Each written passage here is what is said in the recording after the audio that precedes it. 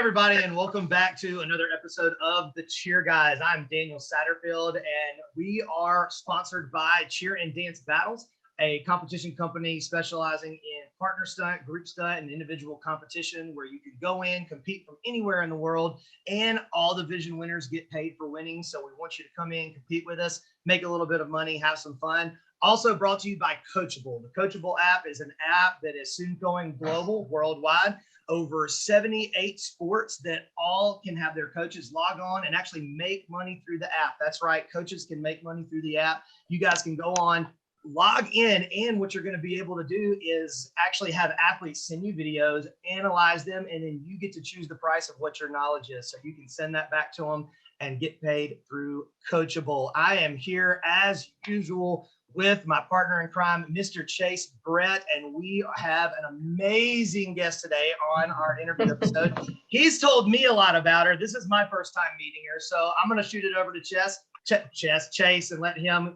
Chase, whatever. We're going to let him do the introduction, go from there. How are we, Chase? How's it going today, man? We're good, Daniel. Thank you so much. And yes, we're back here with another special guest episode.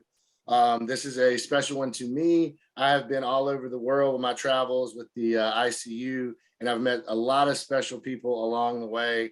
But this one just really ran. We had an experience. I went over to Ireland a couple of years back and was going to judge that championship. Something happened to the mic man. I ended up mic man in the championship. And then we went on a great adventure after that. And the reason was for the president of the Irish Federation, Miss Fiona Collumb. Thank you so much for joining us. Hey guys, thank you so much for inviting me. This is always a great experience. Yeah, Jace, we had some really good memories. I think the thing about Ireland being involved in cheerleading, it tends to be the least place people think that they would find the sport of cheerleading. And this is why I love going over, when I'm fortunate to be invited to the US or to anywhere in Europe. And they're like, oh, Ireland? Really? I'm like, yeah. It was beautiful countryside, yeah. And you guys were just so nice. The whole culture, everybody was so nice and loved to laugh and have a good time. So thank you for joining us. We're going to jump right into it. Our listeners would love to hear about cheerleading in Ireland, how you guys got started, and kind of a quick version, bring us up to date to where you are. Sure, absolutely. As I just said to you there previous, cheerleading's involved within Ireland for the last 14/15 years. The original setup of cheerleading was by a gentleman called Hayden McGurk. Hayden came across from Manchester in the UK to Ireland in his late teens, and he set up cheer in Ireland. He was part of a team over in the UK. So when he came to Dublin, he set up his team there and literally just mushroomed from Dublin to the rest of the country. Again, it was very much an all-star program that he was part of, and kind of ICU style, collegiate style wasn't very well known for Ireland. We just tended to follow what the UK had done at that time, and that was most definitely all-star based. And since then, we've gone nearly to 2,000 cheerleaders within Ireland, although the last year and a half has proven very difficult for clubs to maintain that. However, we like to think we're coming at the end of it, coming through. We're hoping to host our very first event in 2 years. On March 5th. So we're really looking forward to hosting that on the West Coast in Galway, bringing everybody back together, or at least starting to bring the networking back together. Very cool. Yeah, well, and I mean, like I said, we were there and I actually witnessed that championship. There's a ton of talent there that, and of course you guys always make the trip over when you can for the ICU World Championship and show off your best of the best. But actually, your kids, you were talking about that second generation. You said 15 years. Now you have kids that you started with are now coaches, parents of athletes that are coming into you. And it's that second cycle of people. So I'm sure that makes you excited. Yeah, it does make us excited. The other side of it, though, unfortunately, with a country as small as we are, not having cheer as developed at this stage. I mean, it takes how many years to actually develop cheer? A lot of our talent is being exported.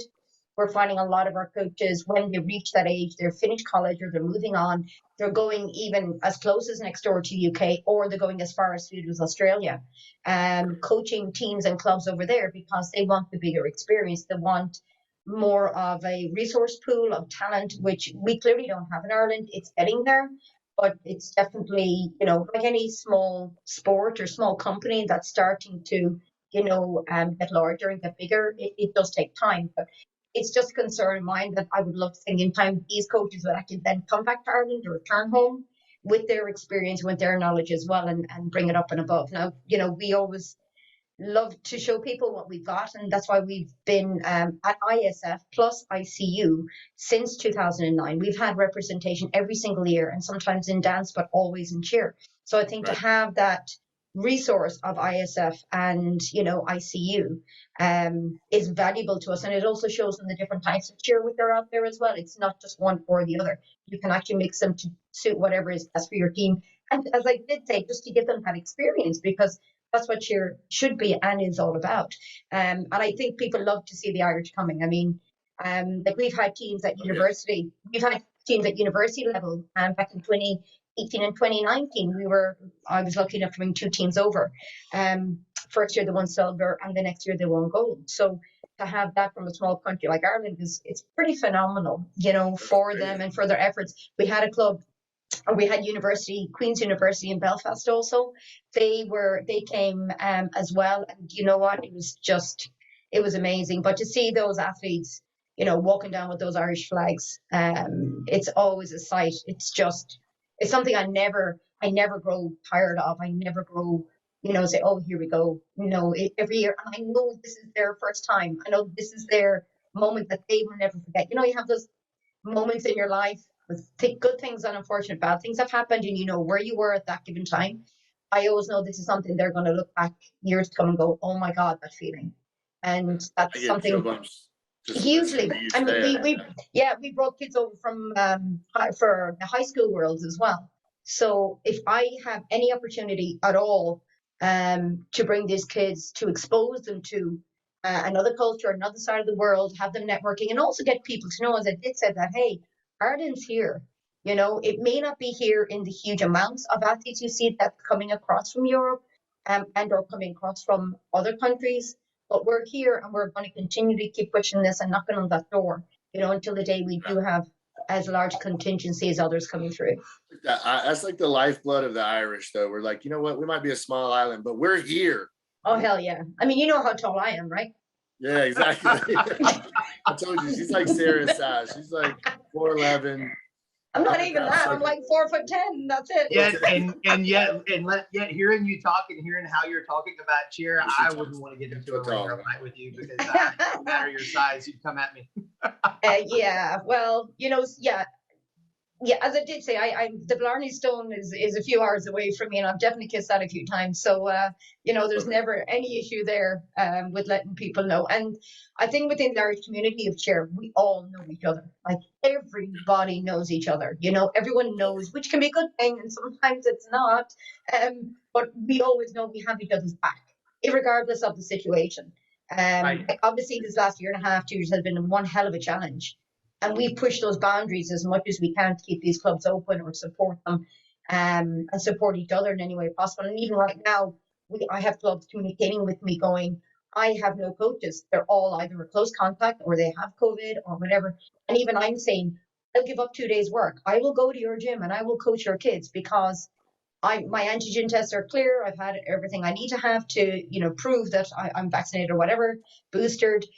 And they're like, oh my God. And I'm like, yeah, I do that, because thankfully currently my coaches are fine and they're able to sit and cover classes. I mean, there is no, I wouldn't say competition. That's not the word I'm looking for, but there is that drive to make sure every club has their best opportunity to make everything work, And you know what, even in competition, at the end of the day, we all understand this, that if you have kids in a division and one team is better than the other, well, may the best team win. It doesn't matter, oh, my team didn't win because you have, let's say, for example, all level 4 athletes on your level 2 team.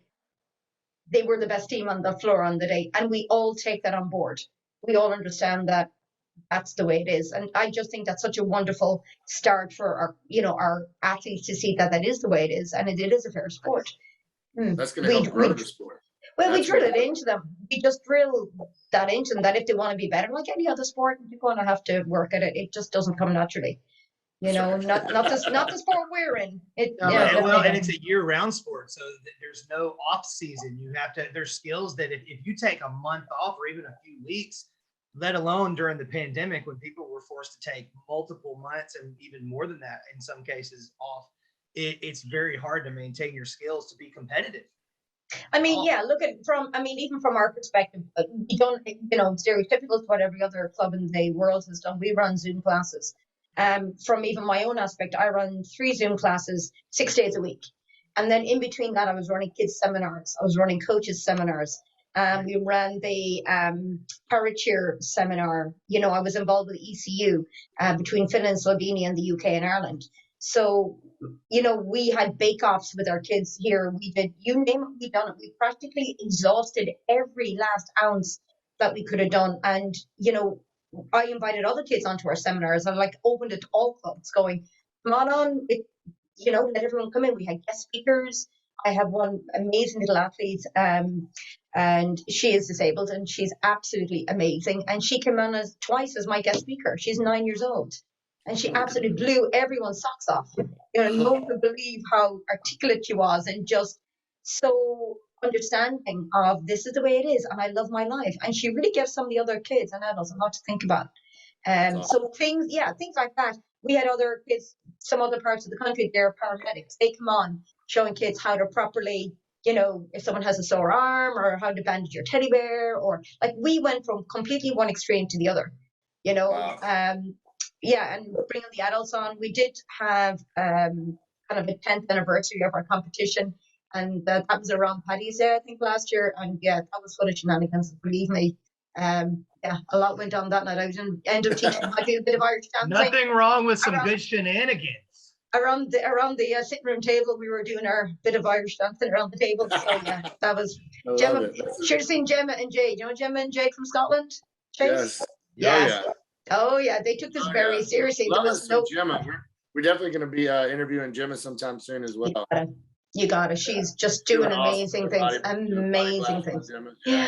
Yeah, and she's just so wonderful. They're all wonderful over there. I love them. I love them over there. There's not much difference between the Scottish and the Irish, by the way. Just saying. That's right. The online training you mentioned and the online philosophies that you brought to the table, the virtual training and coaching philosophies that you brought to the table now. What are some of the things now that become kind of the norm that weren't the norm before, that have kind of, you do it every day now and don't even think about it? Yeah, well, I guess just like we're sitting here talking like this, I mean, would this actually be something that would have been as popular and as current as it is now, had it not been for the pandemic, both upon the audience that you're seeking, that this is what now they're tuning into for their own development skills or their own entertainment or whatever. Most of our meetings, like even with Cheersport Ireland, I just hosted a meeting last night with the universities because FISU are hosting their university championships in Crete, in Greece, at the start of November. So we were on to our SSIs, our Student Sport Council in Dublin about this, and it's very new to them as well. So obviously speaking with Carl and the rest of them, we're very interested in getting at least 2 universities over there to Greece. So everything is done through Zoom. There is no excuse to miss a meeting now, whereas previously, they couldn't make it or something to come up. The other side of it, I guess, is that it has become so impersonal. I mean, it's so good to see people, but, especially as the Irish, nothing beats the banter, nothing beats the crack, nothing beats sitting with someone and slagging the heck out of them. And sometimes if you're doing it over here, it's like, oh my God, did she just say that? But I guess we all understand, hey, everyone else is just roaring their ass off laughing. It's okay. It was just a bit of crack. It wasn't anything, serious. So I do think there is a bit of that, perhaps as well, lost the actual social side of it. But just to see people's faces again, I think it's going to be amazing when we all can just get back and have meetings. And that's why I'm so much looking forward to March. So the first flipping event in I was lucky enough to judge 1 or 2 events in the UK there, and I'm going the end of this month and the middle of February over again. And the UK are obviously operating very different to the Irish guidelines. So it's quite strange to go over there and see how different they're operating over there. But it's still so good just to see normality in some shape or form actually coming back. You know what I mean? So are you coming over in April? Depends if I'm invited. I'm sure. If I'm invited, I'll be there. Sure Never you'll be. missed it. Never Yeah. missed. I've even been lucky enough, like this time, 2 years ago, I was over at the judging universities and colleges, and it's I just finished up this weekend the UCA Championship. We watched. yeah. There was a lot of great performances, even though we know they're dealing with the COVID and practices being not what they're used to. Of course, probably what you guys are used to, because we're a little bit more open here than anybody else, really. But certainly down Florida side anyway, for sure. yeah, Here, and I'm literally like right on the panhandle of Florida is where I live. So. Oh wow, no, I mean, here people are still being very cautious, very careful. Clearly, well, some maybe more than others, right? Some more than, but of course, when you're dealing with kids, you have to be extra uberly, aware of what's going on. And regardless of people's feelings or emotions about this, it is the safety of those kids and of those kids' parents, of those grandparents that's going to come into question here. So you cannot afford to be complacent in any way. You just can't. I guess in saying that as well, we all have to come. I mean, we're saying the same rhetoric from this time last year. It's like, Jesus, when are we actually going to start getting back? And I think people's mentality now are, this is going to keep coming at us. We need to get on with life. We need a solution as to how we're going to cope with this. We need to move forward in one of the recent conversations I've had with coaches has been that now it's being treated more like, okay, so when you go to an event and you have a team that obviously doesn't put a stun up or they're missing kids, well, previously to COVID, it was, we had someone break their arm, or they had the flu, or they had some kind of sickness that came up as the event happened. It wasn't uncommon. It happened, occasionally that happened. Now that's become so the norm. Everyone's starting to kind of put COVID in that same kind of thought process of, someone may have COVID. Now we just have that. We have to have bench players now. We have to have backup players and people who can, athletes who can go in case that happens. So that's just something we have to, another layer of our own sport that some people are starting doing. We should have implemented a long time ago prior to COVID, but there you go. Well, it's always in the ISF rules, isn't it, that you have to have a secondary plan backup in case something goes wrong, I guess, and that would have been part of that. But at the same point, I completely agree. And even in the mini teams and the junior teams where this was never an issue, it's like, we need a whole stump group in there just in case something goes belly up halfway through just before they go on the floor. We need 4 kids standing there in uniform or ready to do a very quick change, ready to go on the floor, because you don't know what's going to happen that morning. So pages, a back spot, and a flyer. Those are my 4. And you don't know where you go from A to B. Just stand there. We'll shout at you. It's okay. Yeah. Don't worry. It's okay. Don't worry about crossing center. You can run across center. You can crawl across center and just get to that stuff group or pyramid, whatever. But get in this corner, and when we need you, you get up, you move, you do it, you go back, you nugget. You're down on the ground. Done. Nugget used to be a favorite thing. I think it's gonna come back into fashion a lot. Yeah, I really do. But it is. Nugget always cracked me up. The other thing also, though, I think needs to be taken into consideration here is and I think the beauty about being maybe a parent and then, being a coach and then crossing over to being a judge, and just seeing the bigger picture, even from an EP, as well as a club point of view and coaches again, just to get the kids on that floor, irregardless of even if they're wearing a uniform, a t-shirt and a black pair of shorts, and your cheer trainers or plain white trainers, whatever the case may be, that in itself should be given an award at this point in time, just to get the kids there, just to get them on the floor. And who cares if you don't see only an 8 count going on that? It doesn't matter, because we have to be realistic about this, and we have to be realistic about what these kids are going to get out of this experience. So I know at our event, I have 5 teams going on the floor and stump groups and whatever else, and that's fine. But I'm not going to be expectational. I know where we are right now. We have 7 weeks actually to comp. And it's like, right, the countdown is on. This is what we need to count back from week 7. This is where we need to be week 7, at the end of it. But we need to find out where we need to be step of the way. And at this point, it's like, well, you don't know where you're going to be, because you don't know how many athletes you're going to be down come week 6. And you're like, oh, Christ. So, just even get them on the floor, to me, is like 10 points straight away. Got it. Well, and what you're talking about there is something that I think, for as long as I've been in the sport, for 25 years, is that, we talk about it's not all about winning. It's not all about winning. Even though a lot of us are, it's about winning. What it's about is about team sport and raising athletes to understand what you do when you're teaching them life skills. You're teaching them how to persevere and get through things that are hard, and how we as coaches or federation presidents or, gym owners, whatever we are, how we respond in crisis and how we respond in difficult circumstances teaches our athletes and teaches them exactly what they need to learn on how they need to respond in those situations. So what you're talking about is something where we got to kind of put our money where our mouth is during the situation and do it. As Americans, we are so spoiled. And I think that, for the viewers Absolutely that are going to be watching this show that tune in on YouTube, just realizing what it's like all over the planet, they're just lucky to get on a floor. They're just happy to be doing leading, where we're angry because the facility we're in makes us wear masks. You know what I mean? So we have to get to a point where we realize that, we're just trying to keep the sport alive and continue the rapid growth that was happening prior to the pandemic.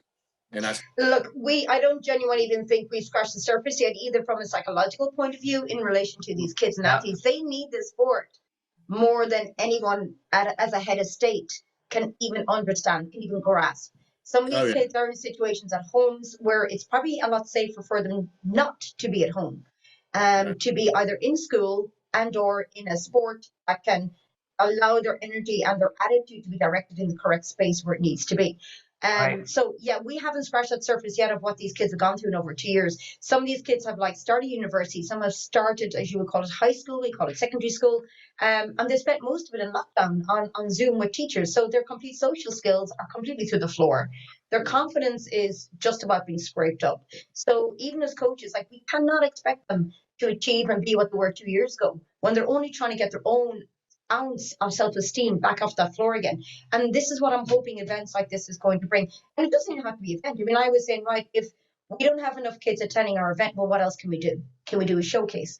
I don't even know at that point, down to government guidelines, am I only going to be allowed to have 100 people in the whole arena, which is only 3 basketball, it's the length of 3 basketball between warm-up and everything else. It's the only place we could get. Our usual place, by the way, in Bradley House in Castlebar is a vaccination centre, Chase, so we're not even there this year. We're in Galway City in the university. Okay. Yeah, which is a great facility for sure, but it's going to cost a friggin' arm and a leg. So it was if we don't have enough people to actually pay for this, what's plan B? And then what's plan C? I mean, this was going to happen for me regardless for these kids and coaches, but in what capacity, I don't know. But this, as I did say, and for the people that aren't going to make it, I do feel bad for you. But at this point, I'm like, no, you could have made this. You could have pulled 5 kids together and brought them down and started something. Because you can wait until next, whenever, I don't know, what month are we? Geez, I'm losing sense of time. February. No, we're January. You could wait until maybe May or June, but who knows where we're going to even be in May or June. So it's get it on, get moving, and just build up that excitement that we all have, either before a football game or before a match or before an event. That's what has to happen. People need to get back to, and these kids need this. They need this more than any of us, I think, actually understand or appreciate. I agree with you. Yeah. Well, what we're going to do now is roll into the last part of our show, which is called our full out segment.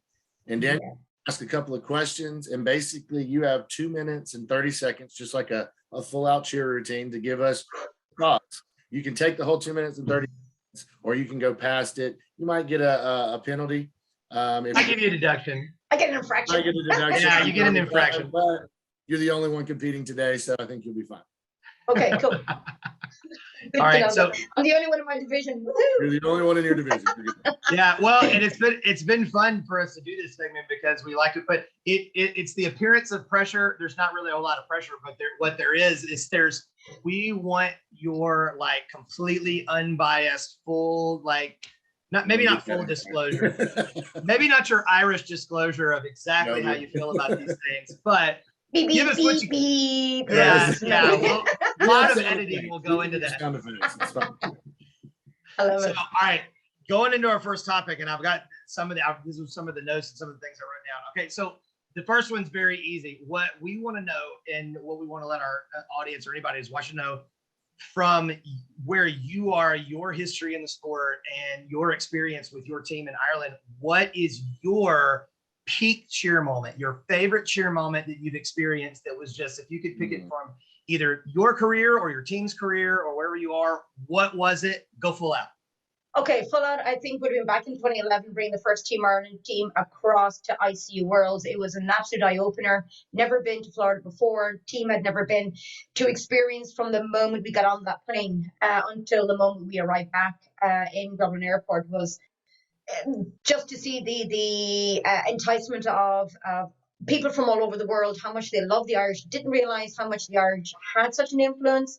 But again, when we actually realised, holy heck, you guys do cheer. This is amazing. For our guys to experience this momentous occasion for us. Did we score a top 10? I don't even know if we did, but that's not the point. The point is that we experienced everything on that day. I got to meet amazing people that actually chartered my judging history, I think, from there moving forward, because I saw how safe it was, the love for it, the passion, and the absolute mighty crack that we had, like once the event was over, that these people kind of, as judges and as officials of the sport, can get so friendly and so understanding, and we're all there to help each other. No one is trying to outdo each other. Everyone's just trying to prop each other up and keep other moving in the right direction. So that's what got me on my history of judging with ICU, which is kind of roller coaster then into all the other opportunities that I've absolutely had. My other team I would have brought, which is MPU, brought them 3 years ago to the high school worlds.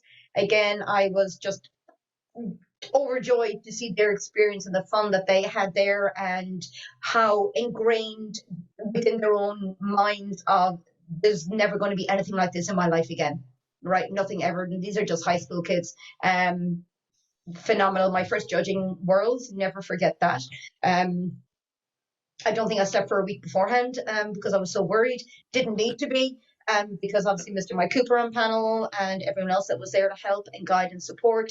Judging on this phenomenal panel of all over the world felt like a very small fish in a huge, massive pond. But my understanding and knowledge of the sport was just as strong as anybody else's, and it was took into consideration, which is nothing but, fairness, which is just see what the sport completely stands for in my view, and our integrity to make this sport as best as it can be was just phenomenal. The amount of fun we've had together, even having Chase over to Ireland, and the experiences that I've been lucky enough to show them Ireland in all its different shapes and forms, has just been phenomenal.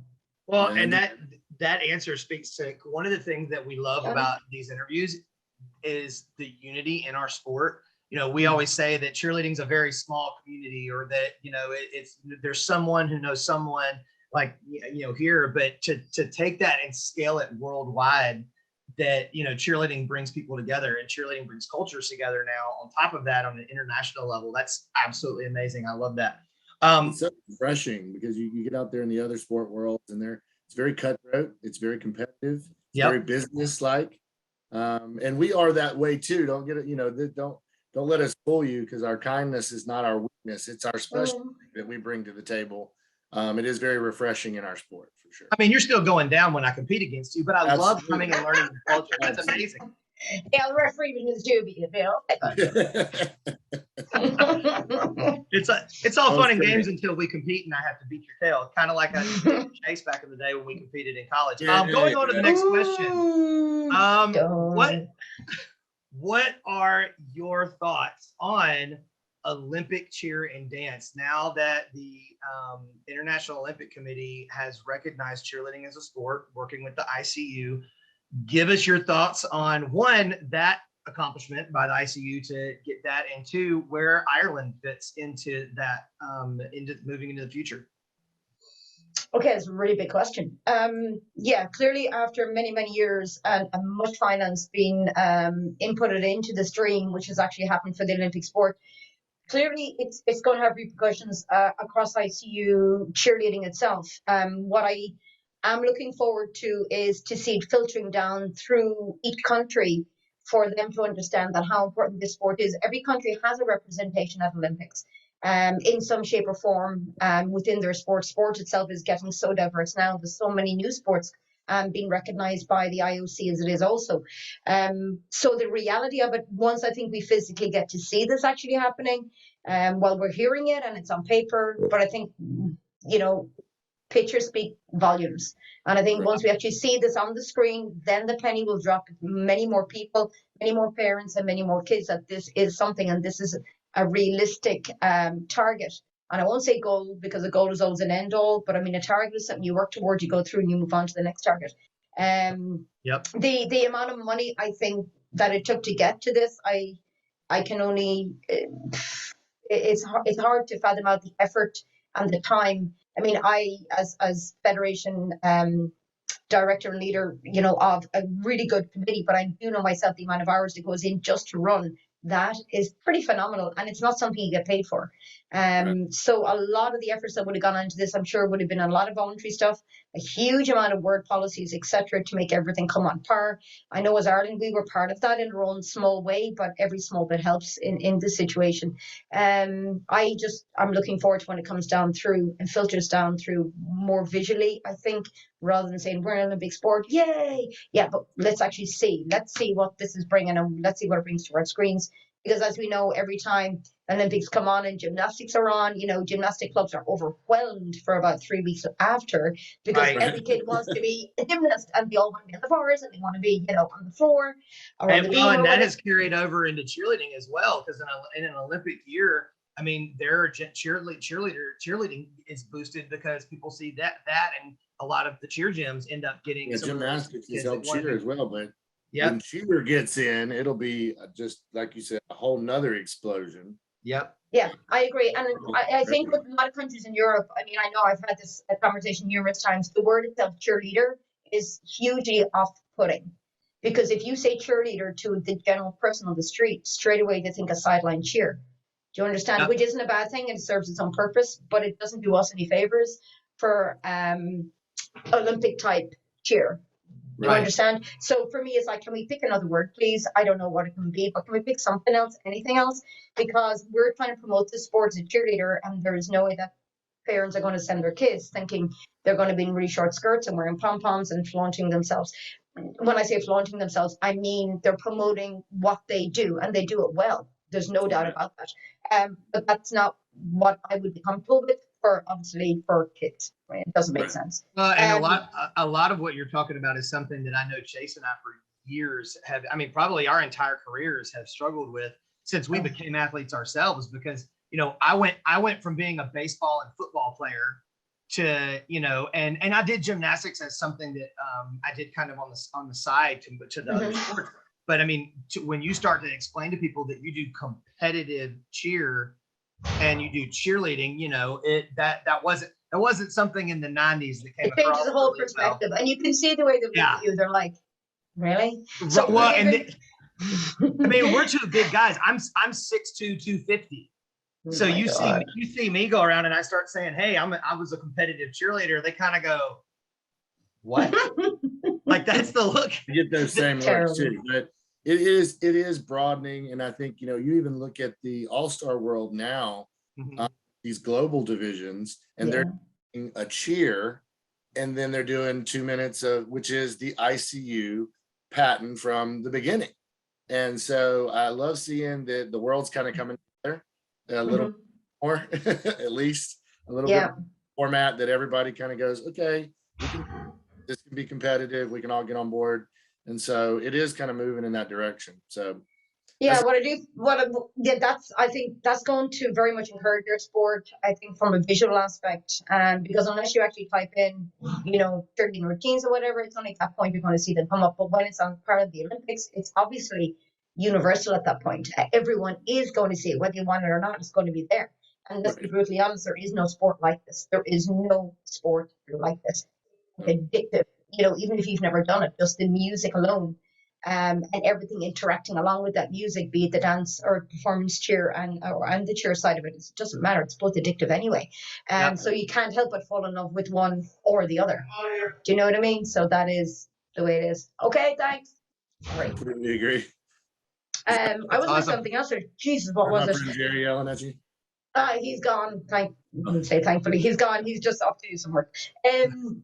I was going to say something else. Damn. Yeah, clearly from a financial point of view, which I go back to as well, because a lot of these clubs, like a lot of clubs in Ireland, wouldn't be for profit, and some others would be run as sole traders or as a company, or run in that way.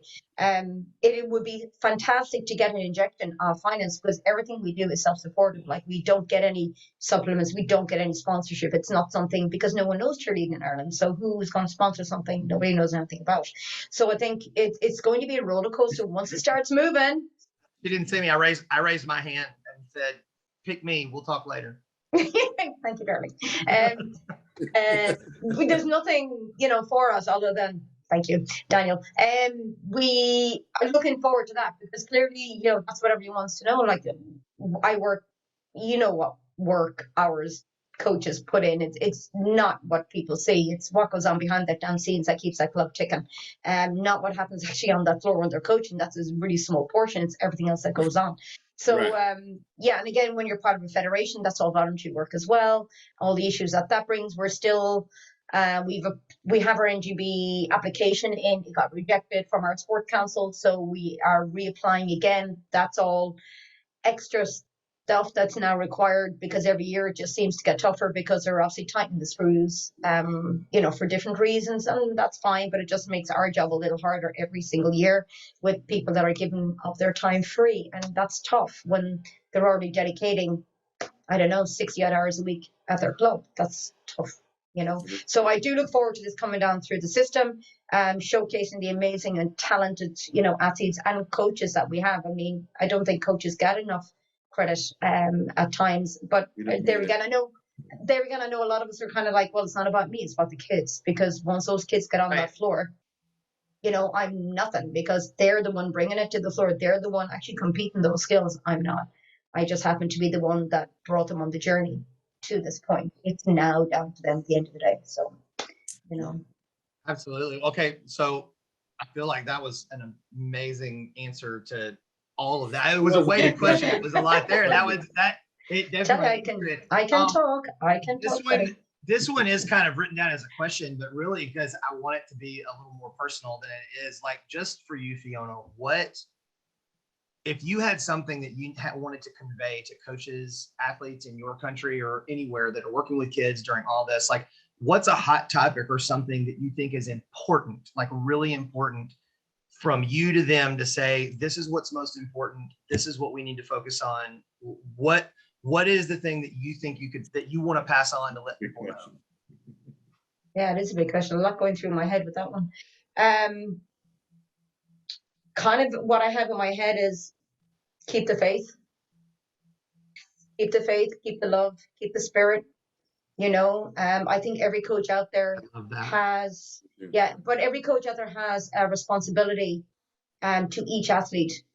Keep that love, keep that spirit, keep that faith going in each heart of each child. And if that means sending them a message, if it means getting a little postcard printed up with some nice little cute logo on it, or a nice saying, or a logo for the little kids, maybe a smiley face or something if they're that young, or the older guys, just some phrase that they can send them on to say, hey, we're all in this together, I'm here for you, we're going to get through this. I look forward to seeing you, and your next practice could be that following week, it could be next month, who knows? So I think every coach has, it's not even a responsibility, it's like a lifeline to each of those athletes. It's like they're shooting it out into their hearts. I'm thinking of you. I don't know what you're going through, kind of thing. Obviously, not to say that, but I want what's best for you, and I want you back in my club again, and I want to see you on the floor, and I look forward to that. Give them that vision. Let them know you have the faith that everything is going to be fine, and give them that visualization that in next month we're going to be here. We're going to be back together. We're going to train, and that's going to be fun, and we look forward to it. It's amazing. Yeah.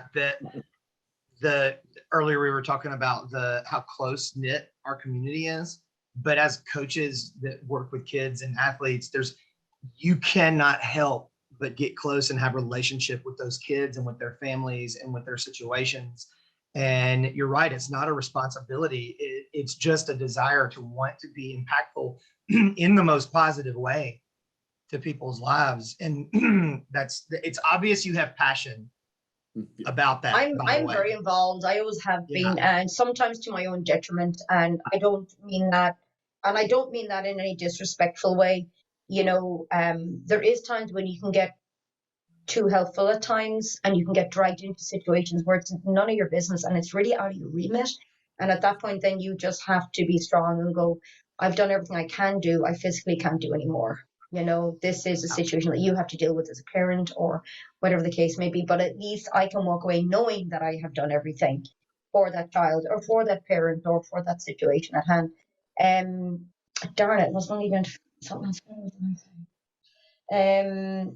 Yeah, we know that there's other sports out there. Like Ireland is historically known for, we call it RGA, which is a Gaelic Athletic Association, and they would have Gaelic football, which is a damn rough sport. It's like Australian rules, just tougher. We have hurling, which is what they are camogie. They play with a hurley stick, which is made out of an ash tree. Yeah, it's an amazing sport. Like, it's phenomenal. Like, we have a lot of those sports on in this country, and I know that a lot of those clubs care deeply about their kids as well. But I think because we're an indoor sport, we can't just go out into a pitch and just do what we have to do. It's so specialized. We invest so much in our kids to keep them. My point is, if they go out into a pitch, they got a football, they can kick it around for hours on end, and that's fantastic. But we can't do that with our kids. We can't just bring them out to a field and go, okay, we're now going to do standing back hooks. We all know we need our safety mats. We need our apparatus. We need, soft flooring.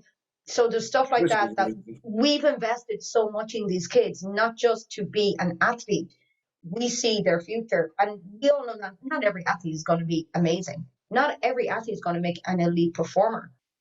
Some of them have it and some of them just don't. And some try really hard and get there, but some just don't, So regardless of that happening, we invest within our kids. I'm not talking financially, I'm talking emotionally, all the way through until they say they can't continue or circumstances beyond their control. And I think it's that investment which will last with them forever, because we know there are other sports there which are so much easier for them to do.